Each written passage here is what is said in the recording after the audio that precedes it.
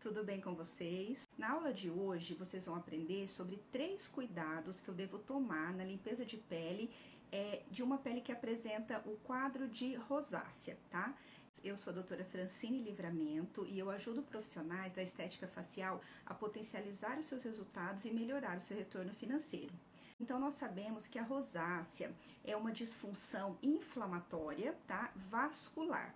Então, eu vou observar principalmente essas alterações de vascularização sanguínea, que pode se manifestar inicialmente como uma vermelhidão somente, até a presença de telangiectasias, até outras lesões inflamatórias mais graves, tá? Então, por conta dessa característica, tá, de uma pele sempre mais sensível, tá, uma pele mais reativa, eu preciso ter alguns cuidados na limpeza de pele, tá? Esse quadro de rosácea, ele é uma doença, né, ou uma disfunção que não tem cura, tá? Que existe somente um controle, tá? Através do tratamento e ela se manifesta com períodos de remissão, então quando os sintomas estão mais disfarçados, e períodos de exacerbação, onde os sintomas estão muito evidentes, tá? Existem alguns fatores, como o fator emocional e também fatores alimentares que agravam o quadro, tá? Então, tanto as alterações emocionais quanto o consumo de bebidas alcoólicas, alimentos muito condimentados, bebidas quentes, como chá e café, tendem a agravar o quadro, tá? Que normalmente se inicia com episódios de flushing facial, que nós chamamos que é uma vermelhidão momentânea, tá? E com o passar do tempo, essa vermelhidão se torna permanente. Então, é um quadro que nós, né, chamamos de um eritema permanente. E o quadro de rosácea, por muito tempo, ele foi confundido com acne, tá? Porém, nós sabemos que o quadro de acne, ele é um processo inflamatório também, mas ele não é uma alteração vascular, tá? Então, é um outro tipo de alteração.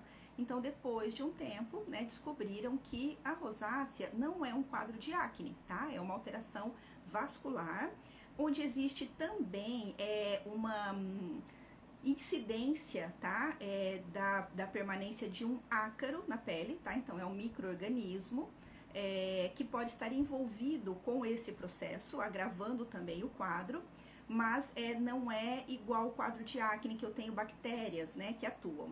Mas qual era a confusão, tá? Por que se confundia com acne?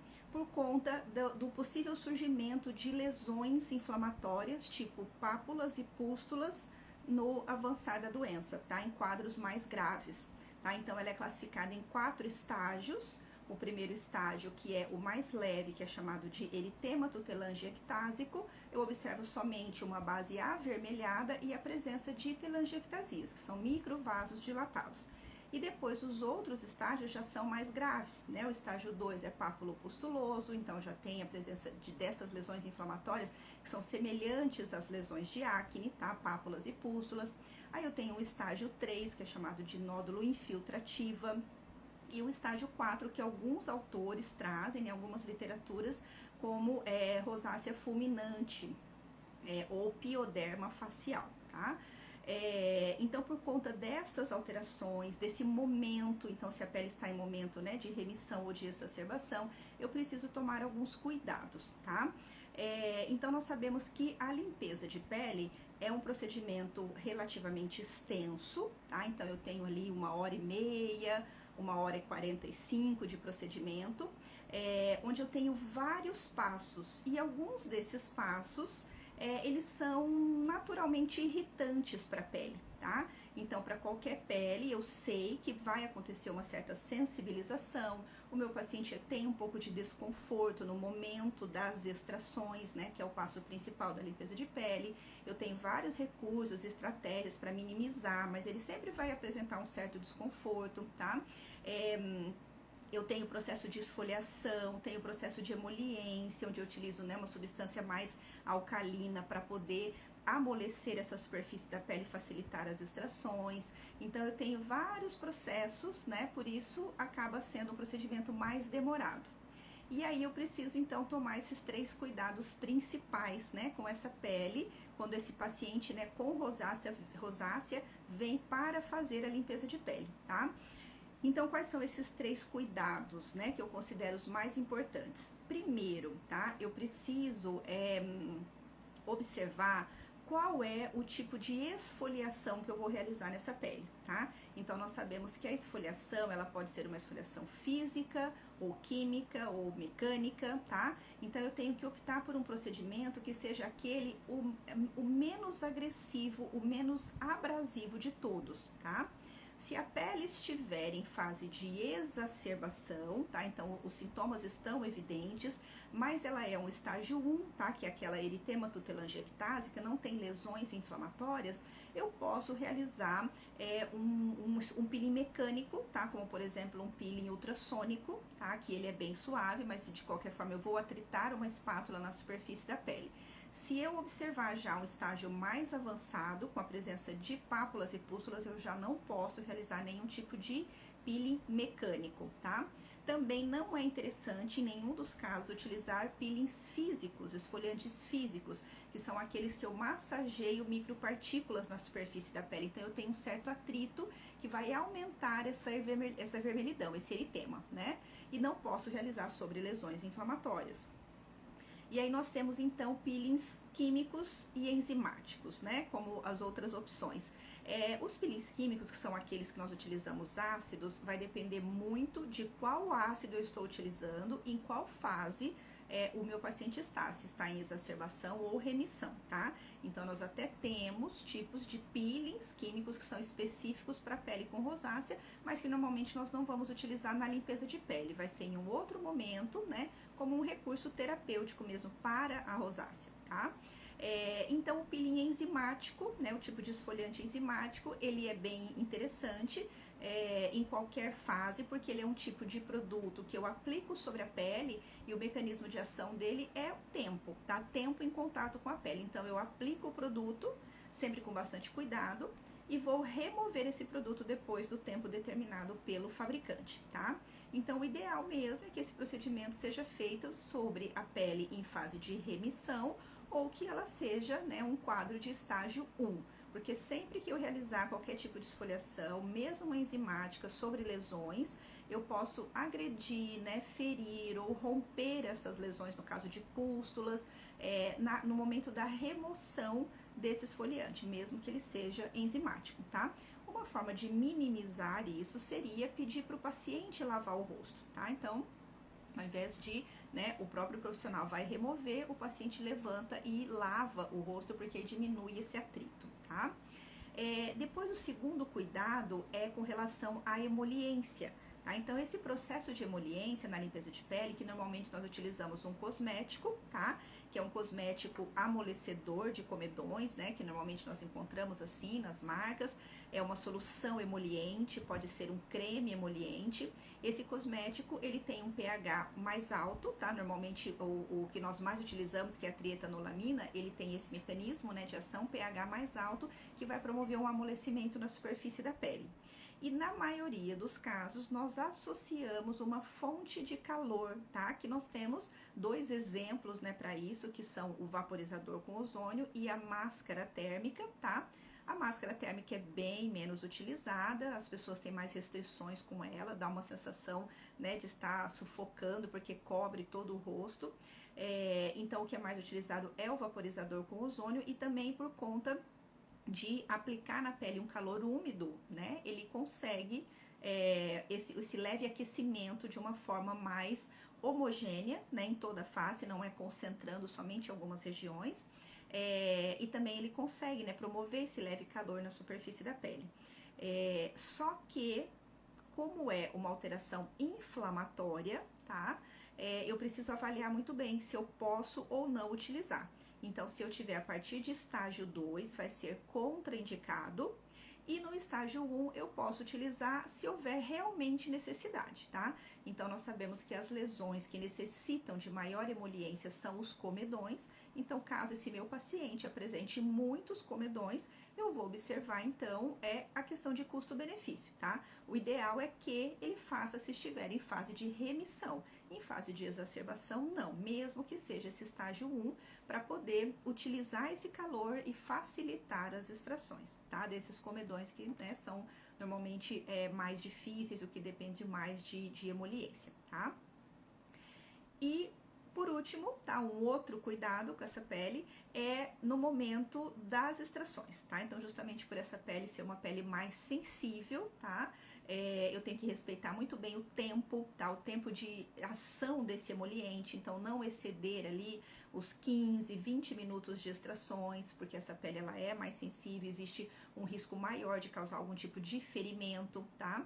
E aí, durante essas extrações também, eu preciso atentar às pústulas. Se é um caso de paciente que já apresenta pústulas, eu preciso drenar essa pústula, tá? Então, remover esse conteúdo purulento para favorecer o processo de reparo tecidual dessa pele.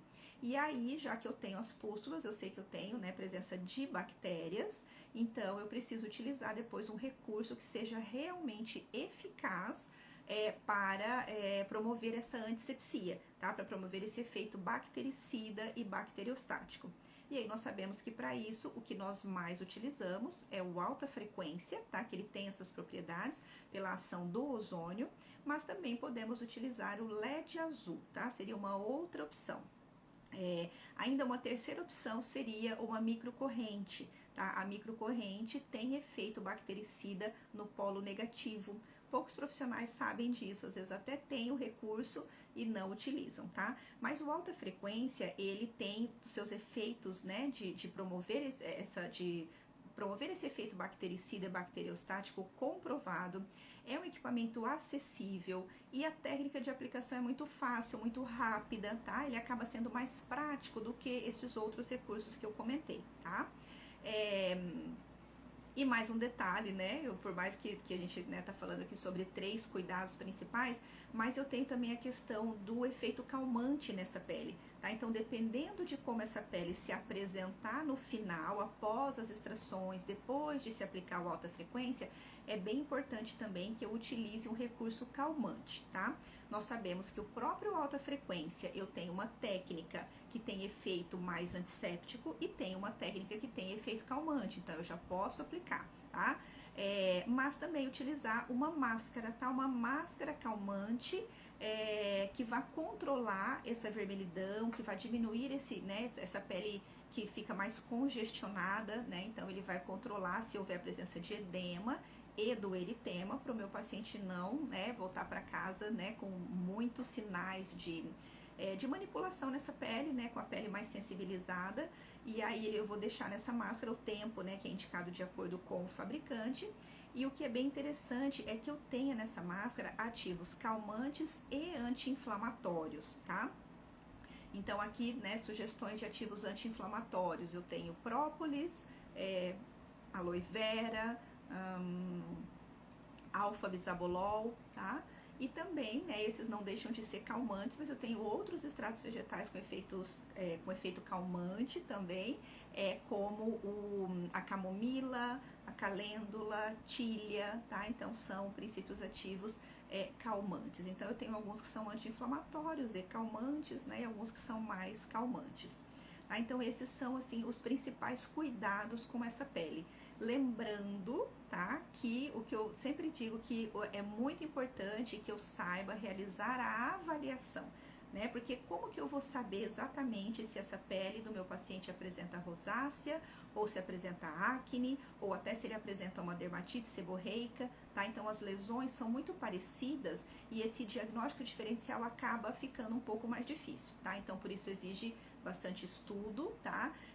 Exige que você tenha realmente conhecimento das lesões e dos quadros clínicos dessas disfunções para você identificar e realmente, né, confirmar esse diagnóstico pelas características que a pele apresenta, somados aos dados que você coletou na anamnese com esse paciente, né? Então, de quando que o problema surgiu, o que piora, o que melhora, e assim você vai, né, delimitando e você consegue definir qual é essa disfunção.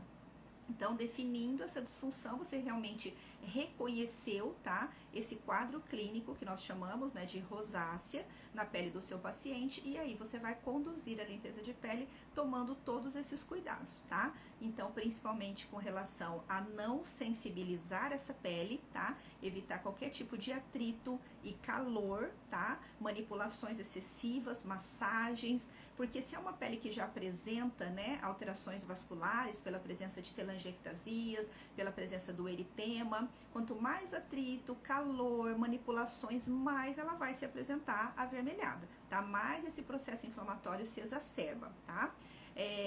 E também com relação à presença de pústulas, que aí eu preciso de um recurso com efeito bactericida e preciso no final acalmar essa pele, tá? O máximo possível. Lembrando que o ideal é que você realize esses procedimentos, né? Principalmente a limpeza de pele, que é mais extenso, né? Por todos esses passos que nós comentamos, que seja realizada nas fases de remissão, tá? Então, quando os sintomas não estão exacerbados, tá? Então, esses são os cuidados na limpeza de pele na limpeza, né, de pele dessa pele com rosácea, que é diferente do tratamento da pele com rosácea, tá? Que pode ser um assunto para a gente abordar aqui, né, em uma outra oportunidade, tá? Então, para vocês que estão assistindo, né, aqui essa aulinha no YouTube, eu gostaria de fazer um convite, tá? Para que vocês se inscrevam aqui no canal, tá? E ativem as notificações para estarem, né, assistindo mais conteúdos como esse, ok? Então, até a próxima!